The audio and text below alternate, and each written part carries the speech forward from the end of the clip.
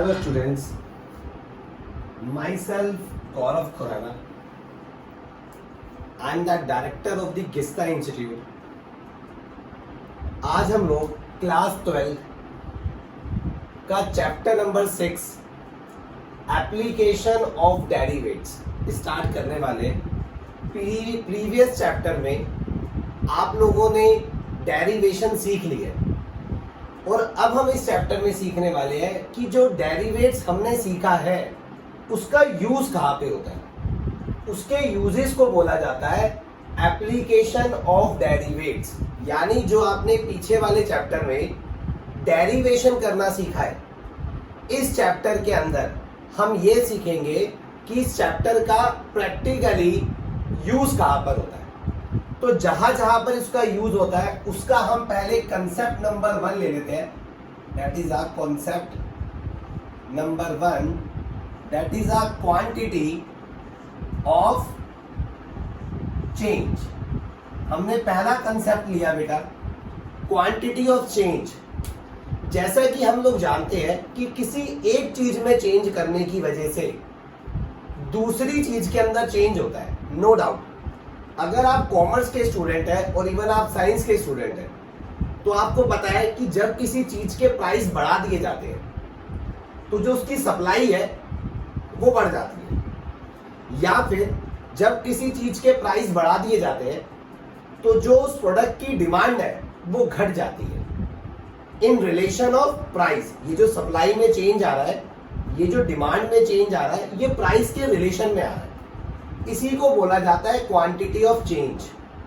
कि किसी एक चीज में चेंज करने की वजह से दूसरी चीज में कैसा चेंज आ रहा है, कितना चेंज आ रहा है, हम उसको कैलकुलेट करते हैं क्वांटिटी ऑफ चेंज के अंदर with the help of derivation. और ये एप्लीकेशन ऑफ डेरिवेट्स का पहला कंसेप्ट है। हमारी जो पहली एक्सरसाइज है 6.1 वो इसी के ऊपर बेस्ड है, कंसेप्ट नंबर 1 के ऊपर, that is a quantity of change. तो इतनी बात आपको समझ में आ गई कि किसी एक चीज में चेंज होने की वजह से दूसरी चेंज में कितना चेंज हो रहा है, हम इस एक्सरसाइज में उस चीज को कैलकुलेट करना, उसका मेजरमेंट करना, ये सीखने वाले हैं। तो कुछ बेसिक टर्म से स्टार्ट करते हैं। सबसे पहले हम लोग ले लेते हैं, एक फंक्शन ले लेते हैं, y इक्वल्स टू एक fx फंक्शन दे रखा है, कोई भी fx एक फंक्शन दे रखा है। अगर हम इसका डेरिवेट करते हैं विद रिस्पेक्ट ऑफ x तो ये कुछ ऐसा हो जाएगा, dy अपॉन dx और f डैश x, ऐसे भी लिख सकते हैं इसको। इसका क्या मतलब होता था जो हमने डेरिवेशन चैप्टर में सीखा? डेरिवेशन चैप्टर में हमने क्या सीखा? इस बात का क्या मतलब होता था? इस बात का मतलब होता था y में change in y in respect of x। मैं लिख देता हूं यहां पे, that is a change in y in respect of x। कि x के रिस्पेक्ट में y में कितना चेंज हो रहा है। बेसिकली हमने 6.1 एक्सरसाइज में यही सीखना है कि किसी एक चीज में चेंज होने की वजह से उसकी दूसरी चीज में क्या चेंज होगा। इसका मतलब ये, हमें कोई एक फंक्शन दे रखा होगा, हमें कोई एक वैल्यू दे रखी होगी, तो जिसके रिस्पेक्ट में हमें चेंज देखना है हम उसके रिस्पेक्ट में डेरिवेट कर देंगे। जिस भी चीज के रिस्पेक्ट में हमको चेंज देखना है हम उसके रिस्पेक्ट में डेरिवेट कर देंगे। किसके रिस्पेक्ट में देखना है ये क्वेश्चन में दे रखा होगा, ध्यान देना इस बात को। जैसे यहाँ पे x के रिस्पेक्ट में y में चेंज देखना था, तो किसके रिस्पेक्ट में चेंज होगा, किस चीज के रिस्पेक्ट में चेंज होगा, ये आपको क्वेश्चन में दे रखा होगा। अगर नहीं दे रखा तो आप टाइम के रिस्पेक्ट में देखोगे। किसके रिस्पेक्ट में देखोगे? टाइम के रिस्पेक्ट में देखोगे। तो इतनी बात आपको समझ में आ गई। कई बार वो क्या करेगा, x का मेरा मतलब है जिसके रिस्पेक्ट में चेंज देखना है। कई बार वो क्या करेगा, x की कोई वैल्यू दे देगा आपको। मान लो x की कोई वैल्यू दे दी और कोई फंक्शन दे दिया, आपने उस फंक्शन का डेरिवेट करा विद रिस्पेक्ट ऑफ x, क्योंकि x के रिस्पेक्ट में करना है, ये क्वेश्चन में बोला होगा। जब आपने उसका डेरिवेट करा x की जगह पे 5 पुट कर दिया, सॉल्व करा, और y में देखो x में चेंज देखना ना इन रिस्पेक्ट ऑफ y, तो y में कितना चेंज होगा वो निकल के आ जाएगा। तो अगर पॉजिटिव आता है यानी इंक्रीज हो रहा है, नेगेटिव आता है तो डिक्रीज हो रहा है। इसका मतलब यही होगा ना, अगर पॉजिटिव आता है तो इंक्रीज हो रहा है, और अगर नेगेटिव आता है तो डिक्रीज हो रहा है। जैसे मैं अपने प्रीवियस बात पे वापस चलता हूं, मैंने बोला जब किसी प्रोडक्ट के प्राइस बढ़ जाते हैं तो उसकी सप्लाई बढ़ जाती है, यानी जब मैं प्राइस के रिलेशन में सप्लाई में चेंज देखूंगा, यानी उसका डेरिवेट करूंगा या फिर x की कोई वैल्यू दे रखी होगी उसको पुट करूंगा, तो अगर आंसर पॉजिटिव आया इसका मतलब इंक्रीज हो रहा है। और मैंने बोला जब किसी प्रोडक्ट के प्राइस बढ़ते हैं तो उसकी डिमांड कम हो जाती है। अब अगर मैं डिमांड में चेंज देखूंगा इन रिस्पेक्ट ऑफ प्राइस, और प्राइस की कोई दे रखा होगा प्राइस इक्वल्स टू 3 या 4, और आंसर आ गया माइनस में, इसका मतलब मैं समझ जाऊंगा डिमांड डिक्रीज हो रही है। तो इतनी बात आपको समझ में आ गई होगी कि हम अपनी फर्स्ट एक्सरसाइज के अंदर करने क्या वाले हैं। अब हम कुछ बेसिक फॉर्मूलाज की या बेसिक टर्म्स की बात कर लेते हैं जो हम लोग बचपन से पढ़ते आ रहे हैं, और हमें इस एक्सरसाइज के अंदर उसकी रिक्वायरमेंट पड़ने वाली है। सबसे पहले मैं बात करता हूं सर्कल की। तो आप सारे बच्चे सर्कल के बारे में बहुत चीज जानते हो कि एक रेडियस होता है सर्कल का, एक पॉइंट होता है सर्कल का, और अगर मैं सरकमफ्रेंस की बात करूं, सर्कल के सरकमफ्रेंस की बात करूं तो क्या होता है 2 पाई r। अगर मैं सर्कल के सरकमफ्रेंस की बात करूं तो वो होता है 2 पाई r।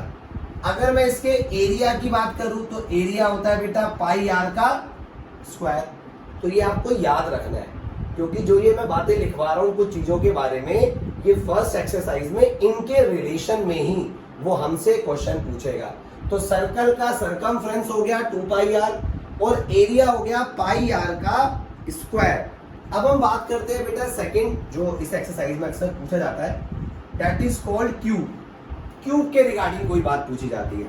अगर मैं क्यूब के एरिया की बात करूं तो एरिया होता है बेटा इसका 6a का स्क्वायर। ए यहाँ पे क्या होती है, ए होती है यहाँ पे बच्चे साइड। अगर मैं इसके वॉल्यूम की बात करूं तो वो होता है a का क्यूब।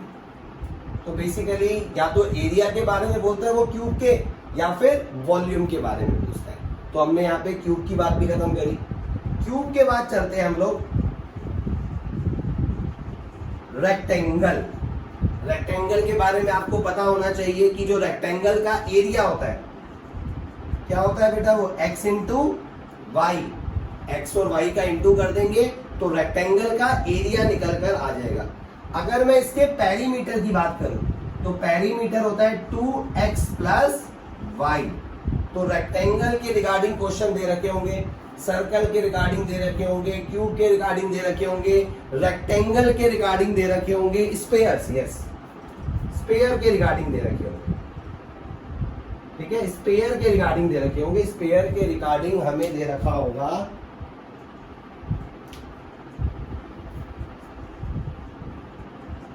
जो हमारी एक्सरसाइज के अंदर स्पेयर के रिगार्डिंग दे रखा है, या तो वो दे रखा है एरिया।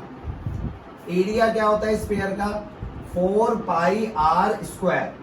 जो इसका एरिया होता है वो होता है 4 पाई r स्क्वायर, और जो वॉल्यूम होता है इसका, वॉल्यूम होता है इसका 4/3 पाई r क्यूब। स्पेयर्स के रिगार्डिंग दे रखे होंगे। एरिया हो गया पाई r स्क्वायर, वॉल्यूम हो गया 4/3 पाई r क्यूब। और स्पेयर के अलावा जो हमें फर्स्ट एक्सरसाइज में क्वेश्चन दे रखे हैं वो दे रखे कॉन के बिहाफ पर। तो एक कॉन का फॉर्मूला भी लिख लेते हैं। ये आपने छोटी क्लासेस में पढ़ा हुआ है, 11th क्लास में भी पढ़ा हुआ है, उससे पहले भी पढ़ा हुआ है।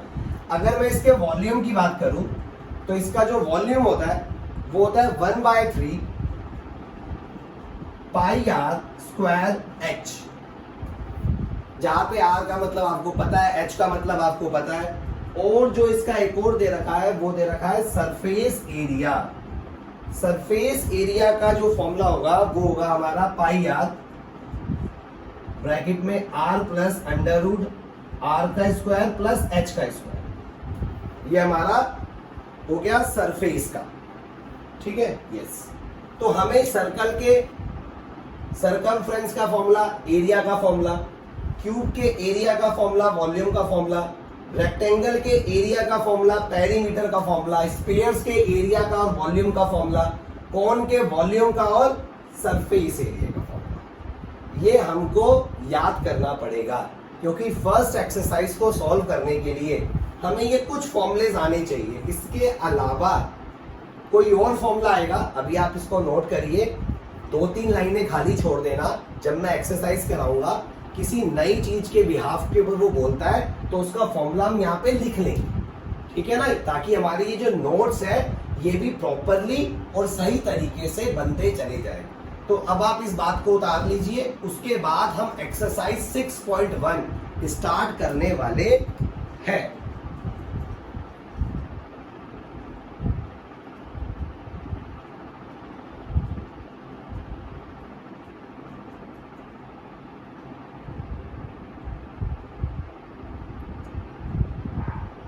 आइए बेटा, अब हम लोग एक्सरसाइज चालू करते हैं, डेट इज 6.1। आप अपनी एनसीईआरटी बुक खोल लीजिए और एनसीईआरटी बुक का 6.1 का क्वेश्चन नंबर 1 निकाल लीजिए। मैंने भी अपने लैपटॉप के ऊपर निकाल लिया। जो फॉर्मूलाज मैंने अभी आपको लिखवाए हैं वो फॉर्मूलाज आपको आते हैं, और अगर आपने वो फॉर्मूला लर्न नहीं करे हुए, यानी वो फॉर्मूले आपको नहीं आते, तो आपसे रिक्वेस्ट है कि पहले आप उन फॉर्मूलाज को लर्न कर लीजिए, तभी ये वाली एक्सरसाइज आप लोगों की परफेक्ट हो पाएगी। आइए पहले क्वेश्चन की तरफ बढ़ते हैं, डेट इज क्वेश्चन नंबर 1। और जरा रीड करता हूं क्वेश्चन नंबर 1, आप अपनी बुक में से रीड करके समझेंगे। कहता है find the rate of change of the area. आपको एरिया का चेंज निकालना है ऑफ अ सर्कल, सर्कल के एरिया का चेंज निकालना है, लेकिन किसके रिस्पेक्ट में निकालना है ये आपको पता होना चाहिए। कहता है विद रिस्पेक्ट ऑफ रेडियस। तो जिसके रिस्पेक्ट में निकालना है वो नीचे लिखते हैं ना, और जिसका निकालना है वो ऊपर लिखते हैं, फिर डेरिवेट करना होता है बेसिकली।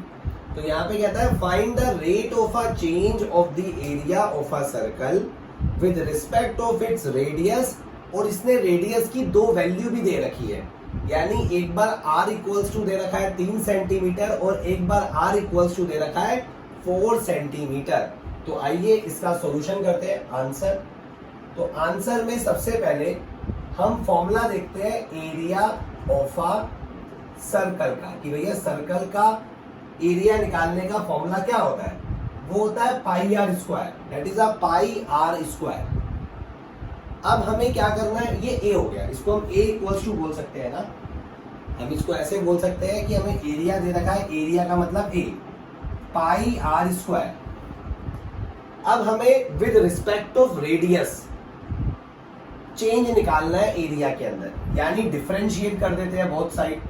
तो ये हो जाएगा d A upon d r. R इसलिए लिखा क्योंकि एरिया का चेंज निकाल रहा हूं विद रिस्पेक्ट ऑफ रेडियस। अब अगर मैं इसका डेरिवेट करता हूं तो 2 आगे आ जाएगा, that is 2 pi r, 2 pi r आ गया, इतनी कहानी खत्म। सॉल्यूशन तो ये हो गया, लेकिन अब उसने हमें आर की 2 वैल्यू भी दे रखी है। तो कहता है व्हेन आर इक्वल्स टू, एक तो उसने आर हमें दे रखा है 3 सेंटीमीटर, तो जब 3 सेंटीमीटर की बात आएगी तो यहाँ पे 3 कर दो, मैं d A upon d r equals to 2 pi r मैं निकाल चुका हूँ। आर की जगह 3 पुट कर रहा हूं, तो 2 पाई और 3, और ये आ गया 6 pi, that is the first answer. और अगर सेकेंड आंसर की बात करता हूं तो उसके अंदर आपको आर दे रखा है शायद 4 सेंटीमीटर, तो सेम उठाते ये सेम इक्वेशन लिखता हूं यहाँ पे, that is d upon d r 2 pi r, और आर की जगह पुट कर देता हूं बेटा 4, तो ये हो गया 8 पाई, दैट इज अनदर आंसर। तो ये क्या आया है, एरिया में चेंज आया है with respect of radius when radius is 3 centimetre. आप लिख सकते हो when radius in 3 centimetre the rate of change of area with respect of radius is 6 पाई। और यहां पे भी लिख सकते हो when radius 4 centimetre the rate of change of area with respect of radius is 8 pi। तो यहां पे हमने अपना क्वेश्चन नंबर 1 फिनिश कर दिया। साइड में हम लोग क्वेश्चन नंबर 2 भी, आइए बच्चों क्वेश्चन नंबर 2 स्टार्ट करते हैं, यहां पे सॉल्व कर लेते हैं क्वेश्चन नंबर 2। रीड करते हैं क्वेश्चन नंबर 2 में कहता है the volume of a cube increasing at the rate of 8 centimetre cube पर सेकेंड।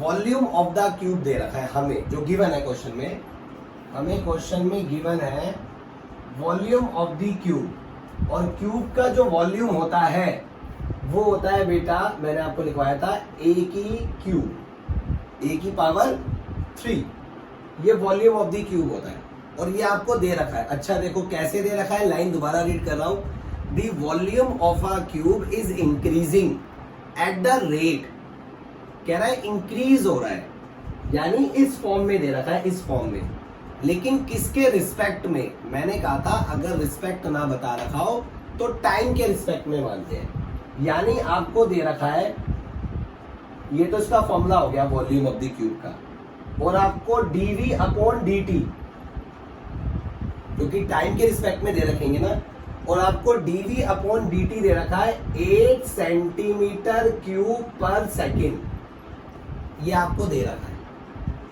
ये क्यों दे रखा है, इसकी रिक्वायरमेंट आगे जो क्वेश्चन पूछा गया है उसको कैलकुलेट करने में पड़ेगी। आगे क्वेश्चन पढ़ता हूं क्या पूछा गया है, ये आपको गिवन है, मैंने इसको भी यहीं पे छोड़ दिया। कहता है how fast the surface area increasing, कह रहा है सरफेस एरिया कितना फास्ट इंक्रीज होगा, यानी आपको क्यूब का सरफेस एरिया पता होना चाहिए। ध्यान दो, सरफेस एरिया होता है क्यूब का, सर एस लिख देता हूं, एस इक्वल्स टू 6a की a स्क्वायर, 6a स्क्वायर, ये लिखवाया था मैंने फॉर्मूला भी आपको। तो सरफेस एरिया होता है 6a स्क्वायर। उसने बोला how fast is the surface area increase when the length of the edge is 12 centimetre, जब आपको लेंथ दे रखी है एज की 12 सेंटीमीटर। अब मेरी बात पे ध्यान दो, बता नहीं रखा, इंक्रीज तो देखना है, लेकिन किसके रिस्पेक्ट में, टाइम के रिस्पेक्ट में। जब टाइम के रिस्पेक्ट में देखूंगा तो dx अपॉन dt हो गया, यानी आप s का यानी सरफेस एरिया का डिफरेंशिएट कर रहे हो with the respect of time. ये आपको करना है क्योंकि आपको रेट ऑफ चेंज निकालना है, और रेट ऑफ चेंज निकालने का तरीका मैंने ही बताया। जब मैं इसको डिफरेंशिएट करता हूं तो डिफरेंशिएट करने के बाद ये हो जाएगा 12a, लेकिन मैं डिफरेंशिएट कर रहा था with the respect of time, तो मैंने a को t माना, तब ये आगे 2 आ गया तो 12a बन गया। याद करो चेन रूल, जिसके रिस्पेक्ट में आप करते हो उसको लेट कर लेते हो और फिर इनटू में उस चीज का दोबारा डिफरेंशिएट करते हो, यानी आपने a को t रिलेट करा, अब आपको a का दोबारा डिफरेंशिएट करना पड़ेगा और ये बन जाएगा dA अपॉन dt, क्योंकि आप टाइम के रिस्पेक्ट में कर रहे हैं। That is the answer. a की वैल्यू आपको दे रखी है, शायद 12 दे रखी थी ना, और dA और dt आपको निकालना पड़ेगा। अब dA और dt कहां से निकालोगे, इसकी मदद से, जो आपको ये वॉल्यूम का चेंज दे रखा था 8 सेंटीमीटर क्यूब पर सेकेंड, ये दे रखा था, और मैंने कहा था वॉल्यूम निकालने का फॉर्मूला होता है a की पावर 3। अगर मैं इसको डिफरेंशिएट करता हूं, जो मुझे 8 सेंटीमीटर दे रखा है, ध्यान से देखना, that is dv upon dt करता हूं, तो ये 3 आगे आ जाएगा, 3a की पावर 2, और आपने a को t माना तो a का दोबारा differentiate, that is dA upon dt, और ये आपको दे रखा है 8, तो यहाँ पे 8 लिख देता हूं, that is 3a square dA upon dt। देखो यहाँ पे आपको dA अपॉन dt की वैल्यू निकालनी है, यानी इसका मतलब हुआ इस सबको इसके डिवाइड में ले आता हूं, तो ये बन गया तुम्हारा dA upon dt equals to 8/3a square. तो यानी dA अपॉन dt की जगह मैं ये लिख सकता हूं, दैट इज 12a 8/3a की पावर 2, और आपको h दे रखी थी, यानी आपको a दे रखा था, ठीक है ना, a गिवन था। a कितना गिवन था आपको क्वेश्चन के अंदर, a आपको गिवन था 12 सेंटीमीटर, a आपको गिवन था h 12 सेंटीमीटर, यानी a की जगह आप 12 लिख देंगे, दैट इज कॉल्ड 12 और 8 अपॉन 3a का स्क्वायर। तो बेटा वैसे तो हम डायरेक्ट यहाँ भी पहले कट कर सकते थे, क्योंकि मुझे यहाँ पे दोबारा से a की वैल्यू पुट करनी पड़ेगी, तो यानी यहाँ पे मुझे 12 की पावर 2 करनी पड़ेगी, फिर इजीली ये वाले 12 से एक 12 कट गया, ये वाले 12 से दूसरा 12 कट गया, और आंसर आ गया 8/3। 8/3 क्या निकाला हमने ये बेटा? Surface area. 8/3 सेंटीमीटर स्क्वायर पर second, that is the answer. हमें यही तो कैलकुलेट करना था। उसने हमसे पूछा था कि surface area of the cube में क्या चेंज होगा अगर h 12 दे रखी हो, यानी a 12 दे रखा हो। तो उसने सरफेस एरिया बोला, मैंने टाइम के रिस्पेक्ट में सॉल्व करा, तो ये चीज निकल के आ गई। इसको इसकी वैल्यू निकाली जो मुझे क्वेश्चन के अंदर गिवन था वॉल्यूम, उसकी मदद से फिर वैल्यू उसको उठा के पुट कर दिया और ये निकल के आ गया मेरा सरफेस एरिया का रेट ऑफ चेंज निकल के आ गया 8/3 सेंटीमीटर स्क्वायर पर सेकेंड। आप इसको नोट कर लीजिए और हम फिर क्वेश्चन नंबर 3 की तरफ बढ़ते हैं। क्वेश्चन नंबर 3, पहले क्वेश्चन नंबर 3 को रीड कर लेते हैं, समझते हैं क्या बोला हुआ 3 में। 3 में कहता है the radius of a circle increase at the rate of 3 centimetre पर सेकेंड। लेकिन सवाल ये उठता है किसके रिस्पेक्ट में? मैंने आपको बताया अगर रिस्पेक्ट ना दे रखा हो तो टाइम मानते हैं। तो उसने बोला आपको कि आपको dr/dt दे रखा है। कितना दे रखा है? 3 सेंटीमीटर। ये आपको गिवन है, यहाँ पे हम गिवन लिख देते हैं, दैट इज अ गिवन। उसके बाद कहता है फाइंड द, देखो क्या निकालने को बोला है, find the rate at which the area of the circle increasing when radius is 10 centimetre. तो सर्कल का radius, sorry, find the rate at which the area of the circle. तो सर्कल का एरिया निकालने का फॉर्मूला होता है πr²। अगर मैं एरिया ऑफ सर्कल बात करूं तो एरिया ऑफ सर्कल होता है सर πr²। अब आपको इसका रेट ऑफ चेंज निकालना है, रेडियस उसने आपको दे रखा है, तो यानी आपको पहले इसको डिफरेंशिएट करना है। किसके रिस्पेक्ट में? टाइम के रिस्पेक्ट में। टाइम के रिस्पेक्ट में अगर मैं इसको डिफरेंशिएट करता हूं तो dA/dt इक्वल्स टू, इसको डिफरेंशिएट करते हैं तो ये आगे आ जाएगा 2π। r को आप t ट्रीट कर रहे हैं तभी ये r ऐसे ही रह गया।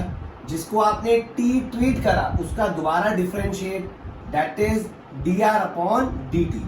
तो यानी पहले आपको dr/dt की वैल्यू पता होनी चाहिए और उसके बाद फिर r आपको क्वेश्चन में दे रखा है। आप सॉल्व करेंगे आपका आंसर आ जाएगा। तो देखो dr/dt की वैल्यू आपको क्वेश्चन में गिवन थी 3, तो ये हो गया हमारा 2πr3। सॉल्व करते हैं इसको तो हो गया 6πr। अब उसने आपको रेडियस दे रखी है और रेडियस दे रखी थी उसने आपको r इक्वल्स टू 10 सेंटीमीटर। ये उसने आपको दे रखी थी बेटा 10 सेंटीमीटर। तो यानी कि आप r की जगह 10 पुट कर देंगे तो ये हो गया 6π, यहाँ पे 10, तो ये आ गया आपका 60π सेंटीमीटर में आंसर था। किसमें आंसर था? ऊपर क्वेश्चन की स्टार्टिंग देख लो, स्टार्टिंग में उसने कहा था सेंटीमीटर पर सेकेंड, तो ये आ गया बेटा आपका सेंटीमीटर स्क्वायर पर सेकेंड, क्योंकि एरिया हमेशा स्क्वायर में आता है। तो इसका आंसर आ गया सेंटीमीटर स्क्वायर पर सेकेंड। आपसे यही तो निकालने को बोला गया था। आप ऐसे भी लिख सकते हो नीचे line, when radius equals to 10 centimetre the rate of change in the circle of the area with respect of time is 60π centimetre square पर सेकेंड। बेसिकली आंसर ऐसे ही दिया जाता है। तो जो आखिरी स्टेटमेंट मैं आपको बोल रहा हूं वो आप खुद से नीचे लिख भी सकते हैं। तो यहाँ पे क्वेश्चन नंबर 3 खत्म हुआ। हम स्पीडली आगे बढ़ते हैं और क्वेश्चन नंबर 4 की तरफ मूव करते हैं। तो क्वेश्चन नंबर 4 देखते हैं, रीड कर लेते हैं। आप लोग अपनी एनसीईआरटी की बुक में रीड करिएगा। अगर आपको कोई डाउट्स आ रहे हैं, कोई चीज समझ में नहीं आ रही, तो बेटा आप नीचे हमें कमेंट बॉक्स के अंदर ऑप्शंस दे सकते हैं। जो भी उसका बेस्ट सॉल्यूशन होगा आपको जरूर प्रोवाइड किया जाएगा। अदरवाइज हमारी गिस्ता एप्लीकेशन है, आप प्ले स्टोर में जाके गिस्ता को डाउनलोड कीजिए। तो जैसे ही आप गिस्ता एप्लीकेशन को डाउनलोड करेंगे, इनिशियली आपको वहां पे कुछ भी दिखाई नहीं देगा। हमारी तरफ से आपको एक मैसेज आएगा और थोड़ी देर में विद इन 24 आवर्स या 12 आवर्स आपको एक कॉल आएगी। तो आप बता सकते हैं हमें 12th मैथ्स का बैच ज्वाइन करना है, फ्री क्लासेस का। तो आपको उस बैच के अंदर ऐड कर दिया जाएगा वहां पे आपके लिए चैट ऑप्शन, वीडियो ऑप्शन, काफी सारे ऑप्शंस ऑपरेट हो जाएंगे जहां पे आप मुझसे या मेरी टीम से डायरेक्ट कम्युनिकेट कर सकते हैं। तो प्ले स्टोर पे जाके गिस्ता एप्लीकेशन को डाउनलोड करना मत भूलिएगा। आइए क्वेश्चन नंबर 4 देखते हैं। क्वेश्चन नंबर 4 रीड कीजिए आप अपनी बुक के अंदर। कहता है an edge of a variable cube, cube की बात कर रहा है, उसकी एज दे रखी है, is increasing at the rate of 3 centimetre. Edge का रेट दे रखा है किसके रिस्पेक्ट में? टाइम के रिस्पेक्ट में। यानी अगर मैं आपको बताऊं कि हमें गिवन क्या है इस क्वेश्चन में, तो हमें गिवन है बेटा dx अपॉन dt। कितना गिवन है बेटा? 3 सेंटीमीटर पर सेकेंड, ये हमें दे रखा है। आगे कहता है हाउ फास्ट।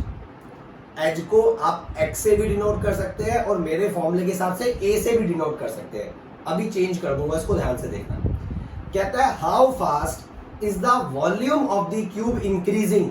जब एज दे रखी हो 10 सेंटीमीटर, तो आपसे वॉल्यूम की बात कर रहा है वो क्यूब के, और क्यूब ही करना बेटा, यस। और क्यूब का जो वॉल्यूम निकालने का फॉर्मूला होता है वो होता है हमारे सामने, क्या होता है? a की पावर 3 यानी a क्यूब। अगर मैं वॉल्यूम की बात करूं तो जो वॉल्यूम ऑफ क्यूब होगा वो x की पावर क्यूब भी लिख सकते हो और a की पावर क्यूब भी लिख सकते हो। वो मैंने ऊपर x की फॉर्म से क्वेश्चन चालू कर दिया, तो मैंने यहाँ पे x ही छोड़ दिया। तो यानी आपको इसमें चेंज देखना है, लेकिन किसके रिस्पेक्ट में? टाइम के रिस्पेक्ट में। डिफरेंशिएट कर देते हैं। dy अपॉन dt, 3 आगे आ जाएगा, 3x स्क्वायर। और जिसको आपने x माना उसका दोबारा डिफरेंट, जिसको आपने t माना उसका दोबारा differentiate, that is dx upon dt। और देखो dx अपॉन dt की वैल्यू दे रखी है। अब मैं इसको आगे सॉल्व करता हूं। 3x square, dx upon dt की वैल्यू दे रखी है 3, ये हो गया 9x स्क्वायर। और आपको h दे रखी थी क्वेश्चन के अंदर 10 सेंटीमीटर, यस। आपको h दे रखी थी बेटा 10 सेंटीमीटर। h का मतलब x आपको दे रखा था 10 सेंटीमीटर। यानी जब आप यहाँ पे 10 पुट कर देंगे का स्क्वायर, और 10 का स्क्वायर हो गया आपका बेटा 100, तो ये 900 सेंटीमीटर स्क्वायर पर सेकेंड आपका आंसर आ गया। तो आपसे यही पूछा गया था, वॉल्यूम के अंदर पूछा गया था, तो आपका आंसर आ गया 900। अच्छा, वॉल्यूम पूछा गया था ना, वॉल्यूम का मतलब क्यूब में आएगा आंसर। तो ये आ गया 900 सेंटीमीटर क्यूब, क्योंकि वॉल्यूम का आंसर क्यूब में आएगा ना। तो ये आ गया 900 सेंटीमीटर क्यूब पर सेकेंड। तो डेट इज अनदर आंसर। सारे क्वेश्चन इजी है बेटा, हमें क्वेश्चन में यही देखना है कि किस चीज का डिफरेंशिएट करना है और क्या दे रखा है। जो दे रखा होगा ना वो हेल्प करेगा, जो हम डिफरेंशिएट करेंगे उसमें कुछ ऐसी वैल्यू निकल के आएगी, उसकी जगह वैल्यू पुट करने को हमारी मदद करेगा। हम वैल्यू पुट करेंगे, सॉल्व करेंगे, आंसर आ जाएगा। तो आप जल्दी से इसको उतार लीजिए, फिर हम लोग स्टार्ट करते हैं क्वेश्चन नंबर 5। चलते हैं, आप अपनी एनसीईआरटी के अंदर क्वेश्चन नंबर 5 को रीड करेंगे, 6.1 का। 5 में क्या कहता है? A stone is dropped into a quiet lake. ठीक है, एक क्विट लेक में पत्थर फेंका गया और जो हवाएं है वो मूव करने लग गई in a circle at a speed of 5 centimetre पर सेकेंड के हिसाब से वो सर्कुलेट करने लगी। 5 सेंटीमीटर यानी रेडियस हो गई ना एक तरह से 5 सेंटीमीटर। यानी आपको ये क्या दे रखा है? ये आपको दे रखा है dr अपॉन dt, क्योंकि टाइम के रिस्पेक्ट में निकालते हैं। ये दे रखा है 5 सेंटीमीटर पर सेकेंड। इस स्पीड से उसके अंदर जो हवाएं है वो चलने लग गई सर्कल में। कहता है at the instant when the radius of the circle of wave is 8 centimetre. कह रहा है जब वो घूमते घूमते 8 सेंटीमीटर हो गई radius, how fast is enclose the area increase. तो कह रहा है एरिया पे क्या फर्क पड़ेगा। तो आपको सर्कल का एरिया पता है क्या होता है? Pi r square. तो ध्यान दो sir, area of a circle होता है हमारा पाई आर स्क्वायर। मैं इसको ऐसे भी लिख सकता हूं, a equals to pi r square.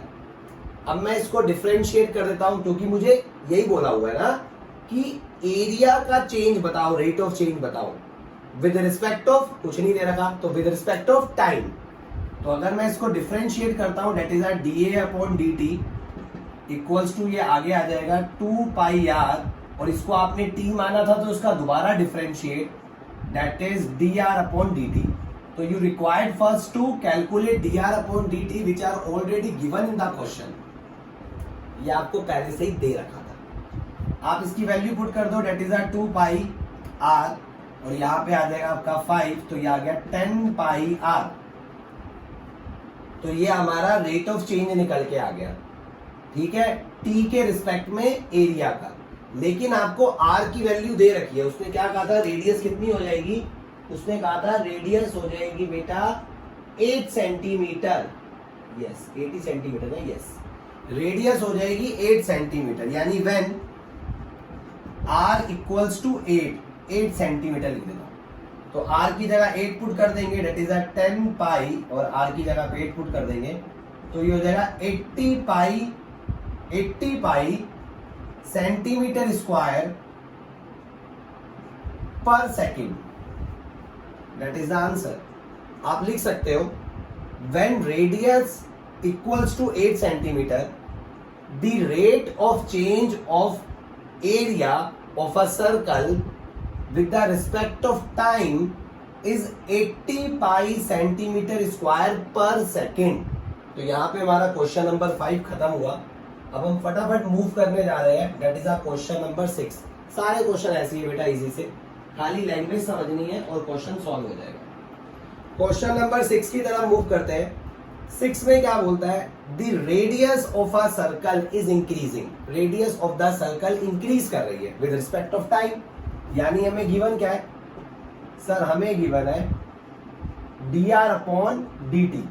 The radius of the circle is increase 0.7 centimetre पर सेकेंड। निकालना क्या है, what is the rate of increase of its circumference, यानी आपको सर्कल का सर्कमफ्रेंस पता होना चाहिए, और सर्कल का सर्कमफ्रेंस होता है बेटा 2 पाई आर।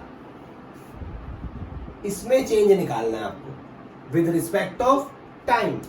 तो आप क्या करेंगे, differentiate both side DC upon dt। इसका डिफरेंशिएट करेंगे तो ये 2 पाई आ जाएगा। आपने r को t मान लिया तो इसलिए r का दोबारा differentiate that is dr upon dt, और dr अपॉन dt की वैल्यू क्वेश्चन में गिवन है, और ये आ गया हमारा 2 पाई 0.7। तो इसको 2 से इंटू कर देते हैं। अगर हम 0.7 को 2 से इंटू कर देते हैं तो 2 से इंटू करने के बाद ये आ जाएगा हमारा 1.4 पाई, 1.4, यस ये आ जाएगा हमारा 1.4 पाई सेंटीमीटर पर सेकेंड।